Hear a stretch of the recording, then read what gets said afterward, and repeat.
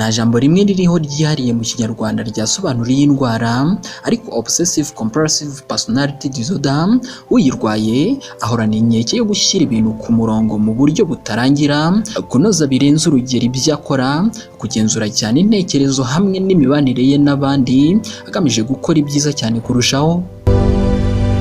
Ibi ngibi kandi bikunze gutangira kenshi umuntu akuze. Iyi ndwara ya obsessive compulsive personality disorder cyangwa se guhorana inkeke yo gushyira ibintu ku murongo mu buryo butarangira, ndetse yewe no kunoza birenze ibyo umuntu akora, hamwe no kugenzura intekerezo ndetse n'imibanire n'abandi, ibyo byose umuntu bifite arangwa no kwibanda kuri buri kantu kose, amategeko, gushaka udushya, gushyira ku murongo ibintu byose, kugeza ubwo biza kurangira icyari kigenderewe kibagiranye, ndetse n'intumbero umuntu uri gukora ibi ngibi yari afite ugasanga yibagiranye.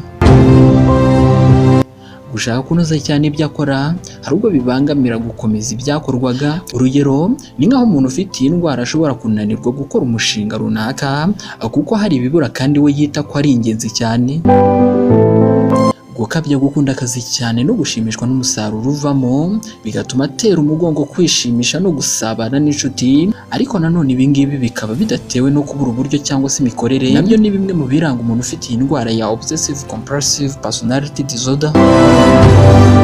Umuntu ufite iyi ndwara ahora atekereza cyane ndetse akagira impungenge mu buryo bukomeye, akibaza cyane ku buryo bwo kubaho muri sosiyete, indangagaciro n'amategeko bigenga sosiyete ndetse n'ibindi. Kutabasha kandi kujugunya ibyashaje mu bikoresho atunze, kabone n'ubwo muri ibyo bikoresho harimo ibidafite agaciro, nabyo ni kimwe mu bimenyetso biranga umuntu ufite iyi ndwara ya obsessive compulsive personality disorder. Ikindi kimenyetso kiranga umuntu ufite iyi ndwara harimo kwanga kuyoboka ibikorwa runaka cyangwa se kwanga gukorana na bagenzi be kugira ngo bakorane, bigasaba ko uwo bakorana agendera ku mategeko ye.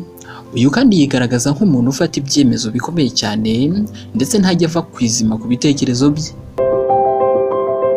Uburezi bufite igitsure gikabije budaha umwana umwanya wo kugaragaza amarangamutima ye, cyangwa se nanone igihe ababyeyi baburiye umwana umwanya wo kumwitaho akishakira ubundi buryo, bimwe mu bishobora kuba byatera iyi ndwara ya obsessive compulsive personality disorder. Hari ubwo kandi umwana aba yaragize ababyeyi bakunda kumuhana cyane ku buryo ashakisha uburyo bwose bwo gukora neza cyane, kuko aba azi neza ko nakoze azahanywa cyane bikomeye. Iyi nayo ni indi mpamvu ishobora gutuma umuntu ahorana inkeke, agahora yigenzura ko yakoze byiza. Havugwa kandi izindi mpamvu zishingiye ku muco, sosiyete ndetse n'iyobokamana bidaha agahenge umwana bikamushyiriraho amategeko akomeye cyane.